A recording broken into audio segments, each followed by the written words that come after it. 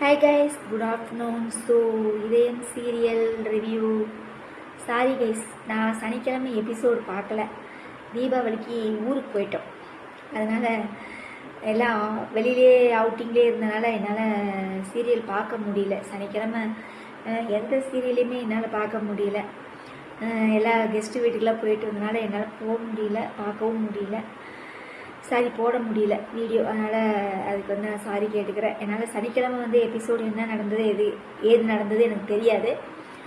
அப்புறம் நேற்று அதாவது செவ்வாய்க்கிழமை நடந்ததை வந்து இன்றைக்கி காலையில் போடுவாங்க இல்லையா, அதை வந்து நான் இன்றைக்கி காலையில் தான் பார்த்தேன். அதுக்கப்புறம் இப்போ எபிசோடு. ஸோ எல்லாத்தையுமே சேர்த்து நேற்று எபிசோடையும் இன்றைக்கி எபிசோடையும் சேர்த்து நம்ம ரிவ்யூ பண்ணிடலாம். இன்றைக்கி வீடியோ வந்து கொஞ்சம் லென்த்தாக தான் இருக்கும், கொஞ்சம் அட்ஜஸ்ட் பண்ணிக்கோங்க சரியா.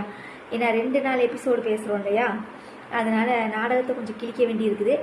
அப்புறம் சில பல விஷயங்களும் நம்ம பேச வேண்டியதாக இருக்குது, அதையும் நம்ம பேசிடலாம். நம்ம சேனலை அதுக்கு முன்னாடி சப்ஸ்கிரைப் பண்ண மறந்துடாதீங்க. லைக் பண்ணுங்கள், ஷேர் பண்ணுங்கள், கமெண்ட்ஸ் பண்ணுங்கள்.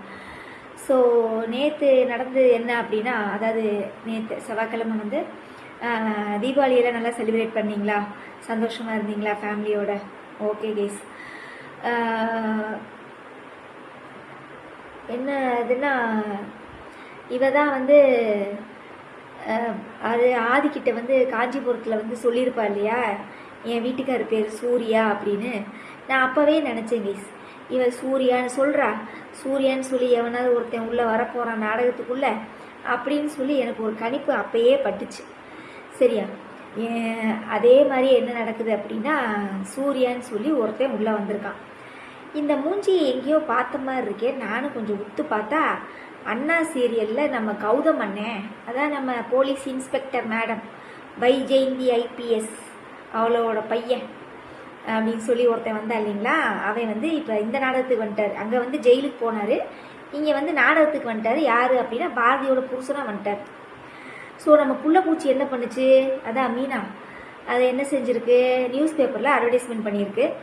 அதை பார்த்துட்டு இவன் வந்து ஆதார் கார்டு ப்ரூஃபு, அதுக்கப்புறம் மேரேஜ் சர்டிஃபிகேட்டு, ஃபோட்டோ, இது எல்லாத்தையும் ரெடி பண்ணி நான் தான் உன் புருஷன் அப்படின்னு வந்து நிற்கிறாப்புல. சனிக்கிழமை எனக்கு என்ன நடந்தது தெரியாது கேஸ் சரிங்க. சனிக்கிழமை என்ன நடந்துங்கிறத நீங்கள் எனக்கு வேணால் கமெண்ட்ஸில் ஷார்ட்டாக சொல்லுங்கள், நான் பார்த்துக்கிறேன் சரியா. ஸோ புருஷன் வந்து நிற்கும்போது அந்த ப்ரூஃப் இந்த ப்ரூஃப் அப்படிங்கிற இவன் வந்து இவன் என் புருஷனே கிடையாது, இவன் யாருன்னே எனக்கு தெரியாது, முதல்ல இவனை வீட்டை விட்டு வெளியே போக சொல்லுங்கள் அப்படின்னு சொல்கிறான். ஆதிக்கு வந்து டவுட் ஆகி போச்சு, மற்றவங்க எல்லாம் நம்பிட்டாங்க. அதுக்கப்புறம் இங்கிட்டு யார் சுதாகரும் மித்ராவும் இவங்களுக்குள்ளேயே பேசிக்கிறாங்க, அண்ணே நீ எனக்காகவானே செஞ்ச, ரொம்ப தேங்க்ஸ்ண்ணே அப்படின்னு சொல்லி மித்ரா எங்கிட்ட மனசுக்குள்ளே நினச்சிக்கிட்டு இருக்கிறா. அவன் என்ன செய்கிறான், பரவாயில்ல பாரதியை வெளியே அனுப்புறதுக்கு மித்ராவே நல்லா பிளான் பண்ணிட்டான், நல்லா நடிக்கிறானே, எக்ஸலண்ட்டாக நடிக்கிறானே, இவங்களுக்குள்ளேயே அப்படியே மைண்டு வாய்ஸில் பேசிக்கிறாங்க சரியா. அதுக்கப்புறம் என்ன நடக்குது, அந்த ப்ரூஃப் அதுக்கப்புறம் போலீஸ்க்கெலாம் ஃபோன் பண்ணி விட்டுறா. போலீஸ் வந்தோடனே ப்ரூஃப் எல்லாம் காமிக்கிறான். எல்லாருமே நம்பிடுறாங்க, ஆதியும் நம்பிடுறான். பாரதி உங்களை என்னமோ நினச்சேன், நீங்கள் இவ்வளோ கோவக்காரவங்களாக இருப்பீங்கன்னு நான் நினைக்கவே இல்லை. அதாவது மரியாதையை உன் புருஷனோட போய் வாழுன்னு ஒரு வார்த்தை தான் இன்னும் அவன் சொல்லலை சரியா. என்ன சொன்னா, நீங்கள் இப்படி பண்ணுவீங்கன்னு நினைக்கவே இல்லை, அவரே திரும்பி வந்திருக்கும்போது அட்ரஸ் கண்டுபிடிச்சி வந்திருக்கும்போது நீங்கள் அவர் கூட சேர்ந்து வாழ்கிறதுக்கு என்ன அப்படின்னு கேட்குற மாதிரி கேட்குறான். எல்லாருமே நம்பிட்டாங்க. அதுக்கப்புறம் அந்த பேப்பரில் அட்வர்டைஸ்மெண்ட்டெல்லாம் காமிக்கிறான். நீங்கள் எதை பார்த்து வந்தீங்க, இந்த அட்ரஸ் உங்களுக்கு எப்படி தெரியும், அது எல்லாத்தையும் கேட்குறாப்புல. கேட்டோடனே இந்த மாதிரி விளம்பரத்தை காமிச்சோன்னே நான் தான் இந்த விளம்பரத்தை கொடுத்தேன் மீனா வந்து பெருமையாக சொல்லிகிட்டு இருக்கிறா. அவள் என்ன புள்ளப்பூச்சி கேஸ், அந்த நாடகத்தை பொறுத்தளவு அந்த ஒரு புள்ளப்பூச்சி சரிங்களா. அது ஒன்றும் தெரியாத புள்ளப்பூச்சி பாவம். பாரதிக்கு நல்லா செய்யுதுன்னு போய் இப்போ அவள் கெட்ட பேர் வாங்கிட்டு இருக்கிறா. அவகிட்டையாவது உண்மையை சொல்லலாம்ல. இந்த பாரதி வந்து தண்டக்காரம் சரியா. உண்மையிலே இந்த நாடகத்துக்கு வந்து ஒரு தண்டக்காரம். ஜனனி வந்து இந்த சீரியலை விட்டு போனது ரொம்ப ரொம்ப நல்லது. இது வந்து இந்த மூஞ்சிக்கான கதையை நம்ம வச்சுக்கலாம். அதுக்கப்புறம் வேற என்ன, அவ்வளோதான் நேற்று எபிசோடு அவ்வளோதான். இன்றைக்கி அதே கண்டினியூட்டி தொடருது. என்ன அப்படின்னா, இவன் போய் பாரதி கிட்ட பேசும்போது நீ யாருன்னு நான் கண்டுபிடிக்கிறேன், இன்னும் 3 நாளில் நான் உன்னை கண்டுபிடிக்கிறேன் அப்படின்னு சொல்கிறாப்புல. அப்புறம் பேசிகிட்டு இருக்கையிலே ரூமுக்கு போயிடுறா. அதுக்கப்புறம் இந்த வீட்டில் என்ன தான் நடக்குதுன்னே தெரில, எத்தனை பிரச்சனையை தான் நம்ம பார்க்க போகிறோன்னு தெரில, சுதாகர் இங்கிட்டு புலம்பிட்டு போயிடுறான். அதுக்கப்புறம் என்ன நடக்குது, நீ 3 நாளில் என்னை கண்டுபிடிக்கிறியா, சேலஞ்ச் பண்ணுறேன் பாரதி, கண்டுபிடிச்சிக்கோ அப்படிங்கிறான். அதுக்கப்புறம் வேற என்ன, இங்கிட்ட அபி மனம் வந்து அவன் யாருன்னே தெரியலக்கா, எதுக்கு இப்படி பண்ணுறானே தெரியல, பணத்துக்கு ஆசைப்பட்டு வந்திருக்கானா அப்படின்லாம் கேட்டுக்கிட்டு இருக்கான். இங்கே வந்து பாட்டி வேற வந்து வேலியில் போகிற ஓனான வேட்டியில் எடுத்து சொருகின கதையால் இருக்குது. அந்த மாதிரி பாரதி வந்து சூர்யான்னு அந்த பேரை சொல்கிறதுக்கு முன்னாடி யோசித்து சொல்லியிருக்கணும். இந்த பாட்டி எதையாவது போய் பேச போனால் பாட்டியை வாய் அடைக்கிறதே தான் இவளோட பொழப்புத்தனமாக இருக்குது. சரியா, இவ ஒரு ஒரு ரூப்புக்கட்ட வேலையும் செய்யறது கிடையாது. அந்த பாட்டி பேச வர்றவங்களையும் பேச விடுறது கிடையாது. இப்போ நீங்கள் பேசாமல் போகிறீங்களா, இப்போ என்ன வேணுங்குது, நீங்கள் பேசாமல் போகிறீங்களா, இப்போ என்ன வேணுங்குது, என்னமோ இந்த அம்மா பேசி சலித்த மாதிரி. அதுக்கப்புறம் அந்த பாட்டி என்ன சொல்லுது, கண்டிப்பாக வெளியில் போகிறவோட நான் வேட்டியில் எடுத்து தான் விட்டா, அதுதான் உண்மை. எதுக்கு சூர்யான்னு சொல்லணும், என் மொதல் புருஷன் பேர் வாசு, நீ தான்டா என் 2வது புருஷன் அப்படின்னு சொல்லிட்டு போக வேண்டியதானே. இன்னும் அடுத்து 3வது புருஷன் வேறு ஒருத்தன் வந்துட்டான் சூர்யான்னு. இந்த மாதிரி ஒரு நாடகங்கள் எடுக்கிறதுக்கு பேசாமல் நாடகத்தை இழுத்து போட்டு மூடிட்டு போயிடலாம். சரியா, இழுத்து போட்டு சாத்திட்டு போயிடலாம். இதயம் சீரியல் சுத்த waste of time and waste of the serial. சரிங்களா, ஒரு கதையும் இல்லை, ஒரு மண்ணாங்கட்டியும் இல்லை, ஒரே ஒரு உண்மை, நீ தாண்டா என் புருஷன் அப்படின்ற அந்த ஒரு வார்த்தையை சொல்கிறதுக்கு இத்தனை பேர் இந்த நாடகத்தில். சரியா, அப்புறம் இன்னைக்கு எபிசோடில் என்ன நடக்குது, இவன் வந்து பேசுகிறான். அதுக்கப்புறம் சுதாகர் மித்ராகிட்டையும் போய் பேசுகிறான். அதுக்கப்புறம் சுதாகருக்கு தெளிஞ்சிட்டான். நீ 2 பேரும் பேசிக்கிறாங்க, 2 பேரும் அப்படியே சேமாக பேசிக்கிறாங்க. நம்ம இந்த இப்போ சடனாக பேசும்போது 2 பேரும் ஒரே மாதிரி பேசுவோம்ல கேஸ், அது ஒரு ஒரு கோயின்சிடென்ஸ்னு சொல்லுவாங்க. அதை அந்த மாதிரி 2 பேரும் சேமாக பேசும்போது, அப்போ நீயும் பாரதியை வெளியே அனுப்புறதுக்காக நீ இந்த ஆளை செட் பண்ணலையா, அப்போ நானும் செட் பண்ணல, அப்போ இவன் யார், எந்த மோட்டிவுக்காக இங்கே வந்திருக்கான் அப்படின்னு சொல்லி 2 பேரும் சுதாகர் நல்லாவே கணிக்க ஆரம்பிச்சிட்டான். ஏன்னா பிஸ்னஸ் மேன் இல்லை, கரெக்டாக தான் சொன்னான். அவனுக்கு வந்து நான் ஒரு பிஸ்னஸ் மேனாக இருக்கிறவனுக்கு 4 பக்கமும் கண்ணு வேணும், யாரையும் டப்புன்னு நம்பிடக்கூடாது அப்படின்னு சொல்லி அவன் தெளிவாக தான் இருக்கான். இந்த மித்ரா ஒரு பூ முட்டை, யாரனாலும் பாரதி எப்படியே வெளியே போனால் சரின்னு அவள் அப்படி தான் நினச்சிட்டு இருக்கிறா. இவன் யார் என்ன அப்படிங்கிறத துளி கூட அவள் யோசிக்கவே இல்லை.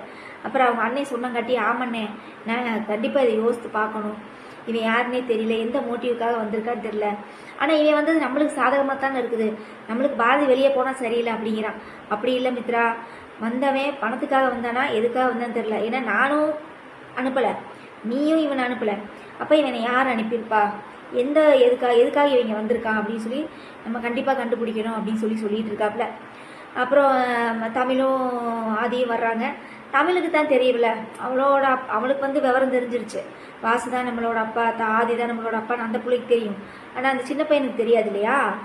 அதனால் டாய்ஸு சாக்லேட்டு இதெல்லாம் வாங்கிட்டு வந்து கொடுத்தோன்னே, நான் தாண்டா உங்கள் அப்பேன் அப்படின்னு சொன்ன மாதிரி, என்னம்மா அவர் என்னை அப்பா, அவர் வந்து அப்பாங்கிறாரு, எனக்கு ஆதி தான் அப்பா அப்படின்னு சொல்லி அந்த பையன் சொல்கிறான். அவர் ஒரு பேட் பாய், நீ அவர்கிட்ட பேச்சுவார்த்தை வச்சுக்காத அப்படின்னு சொல்லிட்டு, நான் பேட் பாய் கூடலாம் பேச மாட்டேன் அப்படின்னு சொல்லிட்டு போயிடுறான். இங்கிட்டு தமிழ்கிட்டையும், தமிழ் உனக்கு புரியுதா தமிழ் அப்படின்னு சொல்லி பாரதி கேட்குறாப்புல. உடனே எனக்கு புரியுதுமா, ஆனால் எதுக்காக அந்த அங்கிள் இப்படி வந்து பண்ணிகிட்டு இருக்காரு எனக்கு ஒன்றும் புரியல அப்படின்னு சொன்னோன்னே, நீ எதுவும் கவலைப்படாத நான் பார்த்துக்கிறேன் அம்மா, அது இந்த அம்மா வந்து எல்லாத்தையும் பார்த்துக்கும். சரிங்களா, அந்த அம்மா ஆணியை கழட்டிடுச்சு இல்லையா, நாடகத்தில் வந்ததுலேருந்து ஆணியை கழட்டிடுச்சு, இனியும் ஆணியை கழட்ட போகுது, பார்க்கலாம் நம்மளும் என்னத்தை இது ஆணியை கழட்ட போகுது நம்மளும் பார்க்கலாம். உடனே சொன்னோடனே அதோட முடிச்சிருக்காங்கன்னு நினைக்கிறேன் கைஸ், அவ்வளோதான். அதுக்கப்புறம் இதில் என்ன சொல்கிறதுன்னு எனக்கே தெரியல. இந்த சீரியலை பொறுத்தளவு மக்களை ரொம்ப முட்டாளாக்குறாங்கன்னு மட்டும்தான் நல்லா தெரியுதே, அது மட்டும்தான் உண்மை. சரியா, இந்த அதாவது ஒரு சின்ன ஒரு உண்மை, நான் தான் உன் புருஷன், அதாவது நீ தான் என் புருஷன், நான் தான் உன் பொண்டாட்டி, இது நீ பத்த புள்ள, ஆதி உன் புள்ள, தமிழும் உன் புள்ள, இப்படின்னு சொல்லிட்டு போகிறதுக்கு எவ்வளோ நேரம் ஆக போகுது, உங்கள் அம்மாவை நான் திட்டினேன், உங்கள் அம்மா சூசைட் அட்டென்ட் பண்ணிருச்சு, அதுக்கு நான் தான் காரணம் அப்படின்னு சொல்லி ஏதாவது ஒரு உண்மையை ஒரு இடத்துல போட்டு உடச்சா தானே நல்லாயிருக்கும். இல்லை அவனுக்கு ஏதாவது ஞாபகம் வந்து மண்டையில் ஏதாவது ஒரு ஞாபகம் வந்தால் தானே நல்லாயிருக்கும். ஒன்றுமே இல்லை. இப்போ ஒருவேளை எனக்கு இப்படியா இருக்குமோ கைஸ், இந்த ஆதியோட வேலையாக இருக்குமோ, இல்லை எனக்கு என்ன அப்படின்னா, பாரதி வாயிலேருந்தே உண்மையை வர வைக்கிறதுக்காக ஆதி செட் பண்ண ஆளாக இருக்குமானோ, ஏன்னா ஒரு தடவை வந்து பார்த்தீங்கன்னா ஆதி வந்து எனக்கு ஒரு இம்பார்ட்டண்ட்டான மீட்டிங் இருக்குன்னு சொல்லி வெள்ளனே கிளம்பி போவான், பார்த்துருக்கீங்களா? ஒருவேளை ஆதியே செட் பண்ண ஆளாக இருப்பானோ? பாரதி கிட்ட வந்து இப்படி பேசுங்க வைங்க. இந்த சீரியல் அப்படி தானே எடுத்தேன், அது நீங்களாம் பார்த்துருப்பீங்களான்னு தெரில. அதான் சன் டிவியில் நான் இப்போ நந்தினின்னு ஒரு சீரியல் வந்துச்சு, சுந்தர்சி எடுத்தது. அதுதான் இப்போ சன் டிவியில் பார்த்துட்ருக்கேன். ரொம்ப நல்லா இருக்குது நாடகம், பாம்பு நாடகம். நல்லா இருக்குது, சூப்பராக இருக்குது நாடகம். இல்லை அந்த சீரியலில் வந்து அப்படித்தான் வரும். அவள் வந்து ஒரு உண்மையை கண்டுபிடிக்கிறதுக்காக நடிக்க சொல்லியிருப்பாள் ஒரு ஒரு பொண்ணை, ஒரு பையனை. அதே மாதிரி இந்த கதையிலையும் வந்து பார்த்திங்கன்னா ஆதியே வந்து பாரதி வாயிலேருந்து உண்மையை வர வைக்கிறதுக்காக ஆதியே செட் பண்ண ஆளாக இருப்பானோ அப்படின்னு எனக்கு ஒரு டவுட்டாக இருக்குது. உங்களுக்கு அந்த டவுட் இருந்தால் நீங்கள் எனக்கு கமெண்ட்ஸில் சொல்லுங்கள், சரியா? இது என்னோடய டவுட்டு தான், சரிங்களா?